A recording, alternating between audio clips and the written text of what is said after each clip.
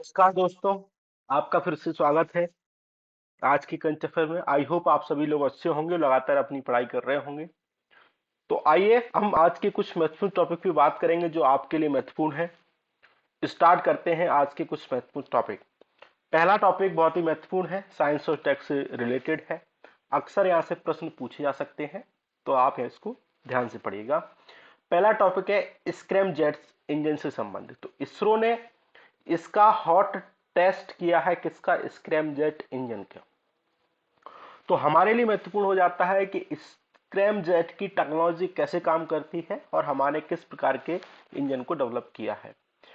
तो स्क्रैमजेट सबसे पहले हम काम करते थे टर्बोजेट पे, फिर हमने काम किया रैमजेट पे, फिर हमने काम किया स्क्रैमजेट पे, और एक अलग से और काम किया हमने क्रायोजेनिक इंजन पे। ठीक है, इस सभी को हम पढ़ेंगे, तो लगातार इसको देखते रहिएगा। सबसे पहले हम बात करते हैं, ये एयर ब्रीथिंग के माध्यम से काम करता है स्क्रैम जेट इंजन, क्योंकि इसमें सैटेलाइट को अगर हम लॉन्च करेंगे तो उसकी लो कॉस्ट हमको पड़ेगी। क्योंकि आप यहां से देख सकते हैं, इधर से अगर हम इसको देखेंगे तो अगर इधर से हम इसको इधर साइड से अगर ऑक्सीडाइजर की जरूरत पड़ेगी तो इधर से हमारा जो एरिया है वो कम होगा। तो इससे क्या होगा, इसका एक्चुअली जो फ्यूल है वो हमको बहुत कम लेवल पे देखने को मिलेगा। ऑक्सीजन, हाइड्रोजन ऑक्सीजन इसको ऑक्सीडाइजर के रूप में उपयोग होंगे। ठीक है, इस बात को ध्यान रखेंगे। तो हम इसको बेसिक पढ़ लेते हैं क्या है। सबसे पहले हमने क्या किया, type of atmospheric jet engine हमारे यहाँ एक टर्बो जेट होता है, टर्बो फैन होता है, रैम जेट होता है और स्क्रैम जेट होता है। Turbo jet oldest and most general purpose jet engine है। इसकी लार्ज वैरायटी ऑफ एप्लीकेशंस हमको देखने को मिलती हैं, जैसा आप यहाँ पे डायग्राम में देख पा रहे हैं। ये सुपरसोनिक वेलोसिटी और कैपेबल स्पीड अराउंड 3 मैक के आसपास उपयोग हो सकता है, और इसको हम जनरली यूज पहले हम करते थे। ठीक है, इसमें फैन वगैरह ये आप देख पा रहे हैं, इस प्रकार की चीजें आपको देखने को मिलेगी। धीरे धीरे हम यहाँ पे ट्रांसफर हो गए। अब हमने लगाया टर्बो फैन, मतलब टर्बो जेट ही था, लेकिन अब इसमें हम लगा दिया क्या, हमने फैन लगा दिया। क्योंकि turbo fan is essentially A turbojet but with a large ducted fan with provided additional thrust, मतलब कि एडिशनल थ्रस्ट देने के लिए हमने इसमें फैन को इंट्रोड्यूस कर दिया। ठीक है, ताकि हम इसको इस प्रकार की चीजों से डेवलप कर सकें। जैसे बोइंग 747 है, तो इस टर्बो फैन के माध्यम से हम सब सोनिक स्पीड पे जा सकते हैं। ठीक है, इस बात को आप ध्यान रखेंगे। दूसरा, फिर हम रैम जेट पे। अब हमने क्या किया, हम रैम जेट पे हमने turbo jet, RAM jet is a nothing more than turbo jet, but हमने जितने भी रोटेशनल पार्ट थे इनमें, जैसे हमने टर्बो जेट पे आपने रोटेशनल पार्ट देखे ये वाले, हमने यहाँ पे टर्बो फैन में बहुत सारे रोटेशनल फैन लगा दिया। अब हमने क्या किया, इस फैन को हटा दिया, फैन को हटा दिया, और ये प्राइमरली मिसाइल, सिंपल और स्मॉल हाई वेलोसिटी डिजाइन में उपयोग हो सकता है। जैसा आप यहां से देखेंगे, यहां से इसकी जो वेलोसिटी है, मतलब कि ऑक्सीडाइजर है, इंटर होगा, और इसमें फ्यूल की आवश्यकता होती नहीं है क्योंकि ऑक्सीडाइजर काम करता है, और ये इंजन के रूप में हमारा जो भी मिसाइल है, लॉन्च है, उसको हम आसानी से इसको लॉन्च कर सकते हैं। स्क्रैमजेट रैमजेट से थोड़ा सा हाई स्पीड पे काम करता है, तो हमने इसके एरिया को और छोटा कर दिया, ये आप देख पा रहे हैं। तो अगर ये एरिया और छोटा होगा तो स्पीड क्या होगी, उसकी हाई होगी, और ये स्पीड हम लेके चले गए कहां, सुपरसोनिक तक। ठीक है, स्क्रैमजेट कुछ नहीं है, रैमजेट का ही एक्सटेंडेड वर्जन है। ठीक है, इस बात को आप ध्यान रखेंगे, और 5 मैक से कम ये अपनी स्पीड को तय कर सकता है। तो सबसे पहले टर्बोजेट आया, टर्बोजेट में हमने एक्स्ट्रा थ्रस्ट देने के लिए फैन लगा दिए। इस हमने फैन मैन को जितने भी रोटेशनल पार्ट थे हमने उनको हटाया, हमने रैमजेट लेके आए, और रैमजेट का हमने एक्सटेंड कर दिया स्पीड बढ़ाने के लिए, तो हम फिर क्या लेके आए, स्क्रैमजेट लेके आए। ठीक है, इस बात को ध्यान रखेंगे। अब एक महत्वपूर्ण प्रश्न आपसे पूछा जा सकता है कि क्रायोजेनिक इंजन और स्क्रैमजेट इंजन में क्या अंतर है। सबसे पहली बात है कि ये क्रायोजेनिक इंजन होता है, ये एयर को इनटेक नहीं करता है। ठीक है, जबकि जो स्क्रैम जेट इंजन है यहां से एयर को इनटेक करेगा, और जो स्क्रैम जेट इंजन है वो क्या करेगा, एयर को इनटेक करेगा। फ्यूल को इसमें स्टोर करने की आवश्यकता होती है बहुत कम टेम्परेचर पर, जबकि जो स्क्रैम जेट इंजन है उसमें लो टेम्परेचर पर हमको क्रायोजेनिक इंजन की तरह फ्यूल स्टोरेज करने की आवश्यकता नहीं होती है। दूसरी बात, ये लो टेम्परेचर पर एफिशिएंट रूप से काम कर सकता है, मिक्स करके इग्नाइट हो सकता है, लेकिन ये रन, और ये वाला जो स्क्रैम जेट इंजन है ये फोर्सफुली कंप्रेस एयर को बिफोर कंबशन के माध्यम से क्या करेगा, ऑपरेशन अपना चला सकेगा। ठीक है, इस बात को आप ध्यान रखेंगे।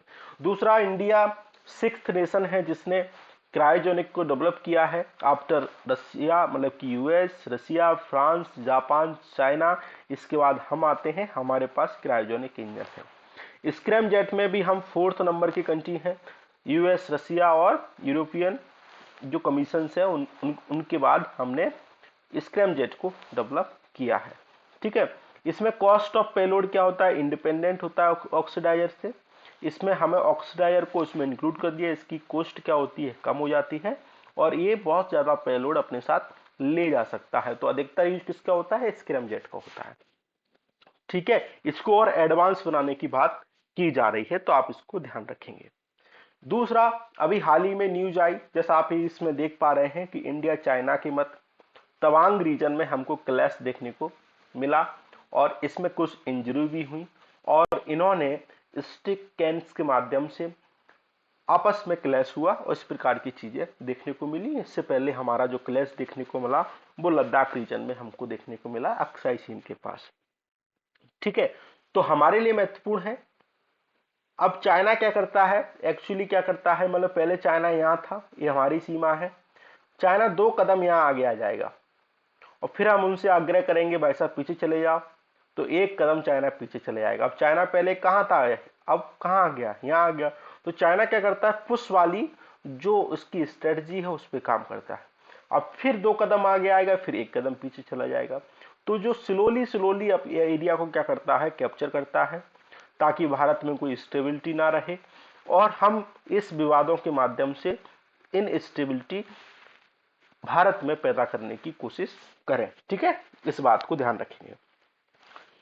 अब कहां कहां हमारा जो चाइना एरिया क्लेम करता है, चाइना कहता है ये वाला एरिया हमारा है, और हम इस मैकमोहन लाइन को नहीं मानते हैं, जो मैकमोहन लाइन है भारत चाइना के मध्य, हम इसको नहीं मानते हैं। ठीक है, ये मैकमोहन लाइन है, लेकिन वास्तव में हमारा एरिया है अकॉर्डिंग टू मैकमोहन लाइन। ठीक है, इसमें कुछ रीजन है जो डिस्प्यूटेड रहते हैं, जैसे नमकाचू, और जैसे सुमद्रंगचू, ठीक है, आसफिला, लोंगजू, दिबांग वैली और दिचू, ठीक है, और यांगसी। तो इस बात को आप ध्यान रखेंगे, इसकी लोकेशन आप याद रखेंगे, आपसे प्रश्न पूछा जा सकता है मैपिंग से संबंधित। पिछली बार प्रश्न पूछा गया लद्दाख रीजन से, जो मैपिंग से संबंधित था, हमेशा चर्चा में रहता था, इसलिए वहां से प्रश्न पूछा गया। ठीक है, तो आप इसको याद रखेंगे। और एक यहाँ पे भूटान में भी एक नेशनल पार्क है जिसमें चाइना ने क्लेम किया है कि आप इसमें नहीं जा सकते, आप इसमें कोई चेंजेस नहीं कर सकते, ये हमारा एरिया है। तो आप नेशनल पार्क का नाम बताएंगे कमेंट सेक्शन में, इस बात को आप ध्यान रखेंगे। ठीक है, दूसरी बात, लद्दाख वाले रीजन में हम देख लेते हैं। एक्चुअली जो हमारी जो चाइना और भारत की सीमा ये लगती है, और इस एरिया में डिस्प्यूट देखने को मिलता है, इस एरिया में हमको डिस्प्यूट देखने को मिलता है। चाइना हमारी जो मैकमोहन लाइन है उसको नहीं मानता है, जबकि हम मानते हैं। ठीक है, इस बात को आप ध्यान रखेंगे। ये ऊपर सियाचिन ग्लेशियर है, ये गलवान वैली है, यहाँ पर डिस्प्यूट देखने को मिला, ये अक्साई चीन है, ये लाइन ऑफ एक्चुअल कंट्रोल है। ठीक है, ये लद्दाख का रीजन आपको देखने को मिलेगा, ये पाक ऑक्युपाइड कश्मीर है जो कि हमारा पार्ट है। ठीक है, इस बात को आप ध्यान रखेंगे। और यहीं पे हमको एक नुब्रा वैली भी देखने को मिलती है, जो अक्सर यूपीएससी ने प्रश्न पूछा था। प्रश्न यही था कि नुब्रा वैली किसके मतलब कि नॉर्थ में है, साउथ में है, तो ये सियाचिन ग्लेशियर का पार्ट उसमें आंसर था। इस बात को आप देखेंगे कि सियाचिन ग्लेशियर के साउथ में नुब्रा वैली हमको देखने को मिलेगी। ठीक है, तो लोकेशन याद रखिएगा, आपसे यहाँ से प्रश्न बन सकता है। अब सरकार की एक पॉलिसी आई थी, national policy of rare disease, इसमें क्या हुआ है, राज्यसभा में एमपी ने सेंटर ऑफ एक्सीलेंस के संबंध में कंसर्न्स राइज की है, कहा है कि आप जो पॉलिसी लेके आए थे national policy of rare disease, वो पेशेंट तक नहीं पहुंच रही है। इस बात को उन्होंने कंसर्न्स राइज की हैं सरकार के पास। सेंटर ऑफ एक्सीलेंस क्या है, गवर्नमेंट ने नोटिफाइड किए थे, कहा था कि टेरिटरी और हॉस्पिटल है, इनके पास फैसिलिटी होंगी ताकि वो रेयर स्पीसीज हैं उसको डायग्नोसिस कर सकें, उसको प्रिवेंशन कर सकें, उसको ट्रीटमेंट कर सकें रेयर स्पीसीज को, ठीक है। और उन्होंने इसके माध्यम से कॉम्प्रिहेंसिवली प्रिवेंटिव स्ट्रेटजी लेके आए ताकि जो रेयर डिसीज है उनका सही समाधान हो सके। रेयर डिसीज का मतलब होता है कि 1000 पॉपुलेशन में किसी एक या दो व्यक्ति को उस प्रकार की डिसीज हमको देखने को मिलती है, उसको रेयर कहते हैं। और जिस पे रिसर्च ना हुई हो, जिस पे कोई किसी का ध्यान ना गया हो, तो उसको क्या बोलते हैं, रेयर डिसीज बोलते हैं। इस बात को आप ध्यान रखेंगे। इस पॉलिसी के तहत उन्होंने क्लासिफिकेशन किया ग्रुप 1, ग्रुप 2, ग्रुप 3 में। ग्रुप 1 में कहा कि आपको कोई ऐसा डिसऑर्डर है जो वन टाइम में अगर आपको थेरेपी दे दी जाए तो उसका आप ट्रीटमेंट हो सकता है, आप क्योर उससे हो सकते हैं, तो उसको उन्होंने ग्रुप 1 में डिवाइड किया। ग्रुप 2 में कहा कि आप लॉन्ग टाइम और लाइफ लॉन्ग ट्रीटमेंट की आपको आवश्यकता है, तो आपको ग्रुप 2 के माध्यम से उसने इसके माध्यम से वो उसको देख सकते हैं, ठीक है। ग्रुप 3 में उन्होंने कहा कि आपको ट्रीटमेंट की आवश्यकता तो है लेकिन ये वेरी हाई कॉस्ट का होगा और लाइफ लॉन्ग आपको थेरेपी की आवश्यकता होगी, वेरी डेंजरस ये डिसीज है, तो इसके माध्यम से ये ट्रीटमेंट हो सकता है, ठीक है। तो 3 ग्रुप इसमें डिवाइड किए national policy of rare disease में। जैसे हमने पढ़ा कि अकॉर्डिंग टू डब्ल्यूएचओ ने कहा है कि आपको 1000 पॉपुलेशन में कोई वन और लेस कोई केसेस हमको देखने को मिलते हैं तो उसको हम रेयर डिसीज बोलते हैं। Ministry of health family welfare इसकी इंप्लीमेंटिंग एजेंसी है। चैलेंजेस क्या है कि हमको अर्ली डायग्नोसिस नहीं देखने को मिलता है, रिसर्च और डेवलपमेंट का अभाव है, पेशेंट पूल वेरी स्मॉल है, बहुत कम लेवल पर देखने को मिलता है, तो हॉस्पिटल रिसर्च वालों का इस पर ध्यान नहीं जाता है, और इसका जो ट्रीटमेंट रहता है वेरी एक्सपेंसिव रहता है, इस बात को आप ध्यान रखेंगे। और field of rare disease very big है, ठीक है, कॉम्प्लेक्स है, हेट्रोजेनस है, तो इस बात को आप ध्यान रखेंगे, ठीक है। सॉरी, इंडिया इंटरनेट जो इंटरनेट गवर्नेंस फोरम है उसमें इंडिया ने क्या किया है उसको कंक्लूड किया है, जैसा आप इस पिक्चर में देख पा रहे हैं।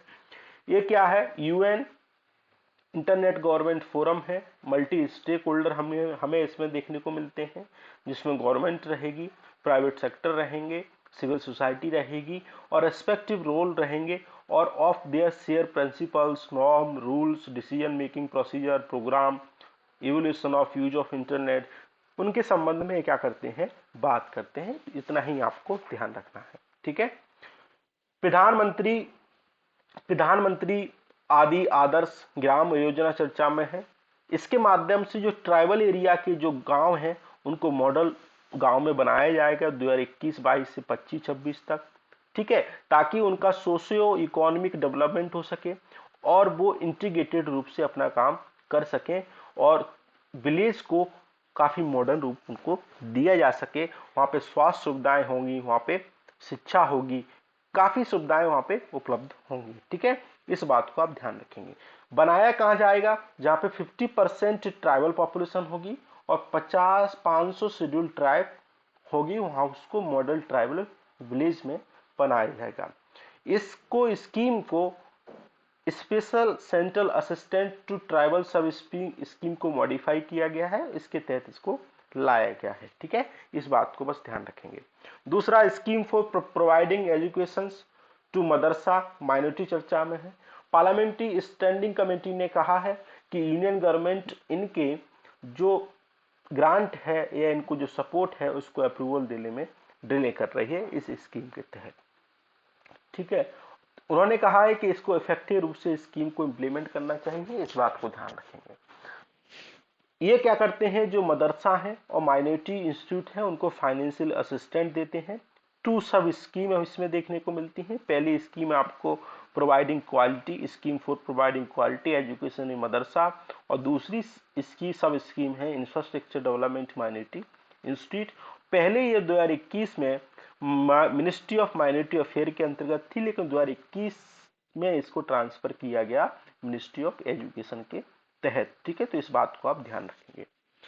दूसरा रिस्टोरेशन बैरोमीटर टूल चर्चा में है। ये बैरोमीटर एक रिपोर्ट जारी हुई जिसको international union for conservation of nature के द्वारा, मतलब IUCN के द्वारा जारी किया गया।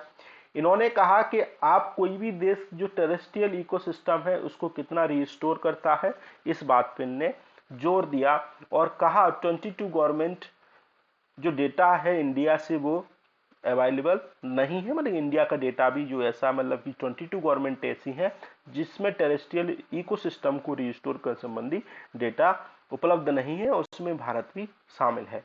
इसको सबसे पहले 2016 में लॉन्च किया गया जो बॉर्न चैलेंज बैरोमीटर है। बॉर्न चैलेंज का मतलब होता है कि जो हमारा जो डेजर्ट है या फिर जो लैंड का डिग्रेडेशन हमको देखने को मिलता है उसको हम किस प्रकार से रिस्टोर कर सकते हैं। ठीक है, इस बात को ध्यान रखेंगे। और इसको UN decade on ecosystem restoration, born challenge, Paris agreement के संबंध में भी ये बात करते हैं। ठीक है, तो सभी चीजें आपस में क्या है, इंटीग्रेटेड है। नेक्स्ट लेक्चर क्या है, इंडिया इंटरनेशनल साइंस फेस्टिवल 2023 जनवरी में भोपाल में मनाएगा, इस बात को ध्यान रखेंगे। मिनिस्ट्री ऑफ साइंस टेक्नोलॉजी और मिनिस्ट्री ऑफ अर्थ साइंस और विजनाना भारती इसको साथ में ऑर्गेनाइज करने का प्रयास करते हैं। विजनाना भारती क्या है, साइंस मूवमेंट है, स्वदेशी स्पिरिट है, ताकि जो इमिनेंट साइंटिस्ट है वो कंट्री के माध्यम से जो स्वदेशी रूप से जो हमको रिसर्च डेवलपमेंट कर सके उस पर काम करेंगे। इसका उद्देश्य क्या है, इंगेज करना और जो माइंड है, इग्नाइटेड माइंड है, उनको डेवलप करना। इसको आज़ादी का अमृत महोत्सव पे मनाने का प्रयास किया गया। स्टिफ पर्सन सिंड्रोम चर्चा में है, कनाडा की सिंगर है सेलिन डियोन, ये आप देख पा रहे हैं। ये क्या है, इस स्टिफ पर्सन सिंड्रोम से ग्रसित है। इसमें क्या रहता है, आपकी जो स्प्लाइन है वो क्या रहती है, इस पे काफी हमको फ्रैक्चर देखने को मिलते हैं, या फिर बिल्कुल इसमें जो कनेक्शन रहता है वो सही तरह से स्टेब्लिश नहीं रह पाता। तो आपकी जो न्यूरोलॉजिकल जो कंडीशन है वो आपको अनकंट्रोल हो जाती है और आप वॉकिंग नहीं कर पाते, सिंगिंग नहीं कर पाते, आपकी बॉडी का जो कोई पार्ट है स्थिर रूप से काम नहीं कर पाता। क्यों? क्योंकि आपका जो स्प्लाइन है, माने कि स्पाइन है, वो बिल्कुल सही ऑर्डर में स्टेबल नहीं है, तो आपके सिग्नल इसमें नहीं होते। मोस्टली इसमें जो वीमेन हैं वो काफ़ी प्रभावित रहती हैं, 40-50 के आसपास, जो 50 एज है उसके आसपास इसमें अब देखने को मिलता है। तो इस बात को आप केवल ध्यान रखेंगे। ठीक है, दूसरा कार्बोप्लेटिन चर्चा में है। ये ड्रग है जो डिफरेंट टाइप की जो कैंसर सेल है उनकी ग्रोथ को कम करने में उपलब्ध होगा, और मोस्टली जो ब्रेस्ट कैंसर रहता है उसको ग्रोथ को कम करने में ये कारगर सिद्ध हो सकता है। ठीक है, 30% जो ब्रेस्ट कैंसर है वो हमको इंडिया में देखने को मिलता है। 45 ब्रेस्ट कैंसर हमको जो 50 साल से अधिक वुमन है उसमें हमको देखने को मिलता है। ये स्टडी की है टाटा मेमोरियल सेंटर के माध्यम से। ठीक है, इस बात को ध्यान रखेंगे। सुब्रमण्यम भारतीय चर्चा में है, 1882 से लेकर 1921 तक रहे। इनको महाकवि भारतीय भी बोलते हैं। फाइटर सोशल रिफॉर्मर रहे तमिलनाडु से। इनने पैट्रियोटिक पोयम इनने लिखी, और इनका जो फेमस जो वर्क है स्वदेशा, गीथंगल और कन्नन पट्टू, तो ये आप ध्यान रखेंगे इनकी रचनाएं हैं। और एडिटर भी रहे ये सुदेशा मित्रन। ठीक है, इस बात को ध्यान रखेंगे। इंडिया में, इन तमिलनाडु में ये काफी कार्टून के माध्यम से अपनी कविताएं या रचनाएं लिखते थे। ठीक है, चाइल्ड मैरिज के अगेंस्ट थे। रिफॉर्म जो ब्राह्मणिज्म था उसमें रिफॉर्म की बात करते थे। दलित मुस्लिम के साथ थे। ठीक है, इसके अलावा इनको जो भारती का टाइटल है राजा ऑफ एट्टापुरम उनके द्वारा दिया गया, जिसका मतलब रहता है गॉडेस ऑफ सरस्वती। ठीक है, इस बात को ध्यान रखेंगे। दूसरा अंकोर वाट टेम्पल चर्चा में है, जो कि कंबोडिया में देखने को मिलता है। एक्सटर्नल अफेयर मिनिस्टर ने कहा है कि इसको रिस्टोर करने की आवश्यकता है। कंबोडिया की सरकार के साथ इसको रिस्टोर करने का प्रयास करेंगे। काफी खूबसूरत टेम्पल है, और इसको अंकोर का मतलब रहता है city of temple, ancient temple complex है जिसको सूर्यवर्मन सेकंड ने 12वीं सेंचुरी में इसको बनवाया था। हिंदू गॉडेस शिवा का था, ब्रह्मा का था, विष्णु का था इनिशियल में, लेकिन बाद में इसको ट्रांसफॉर्म किया गया बुद्धिस्ट टेम्पल के फॉर्म में। कम्बोडिया की जो एक सिटी है सियाम रीप प्रोविंस, उसमें हमको देखने को मिलता है। और वर्ल्ड लार्जेस्ट ये क्या है, रिलीजियस स्ट्रक्चर है। इसमें हाइड्रोलिक स्ट्रक्चर देखने को मिलेगा, स्कूल्स ऑफ टेम्पल देखने को मिलेगा, बेसिन, डैक, रिजर्व, कैनाल और कम्युनिकेशन रूट्स भी इसको हमें देखने को मिलेंगे। स्पेशली लोकेशन आपको अंकोर वाट की आपको ये देखने को मिलेगी कम्बोडिया में।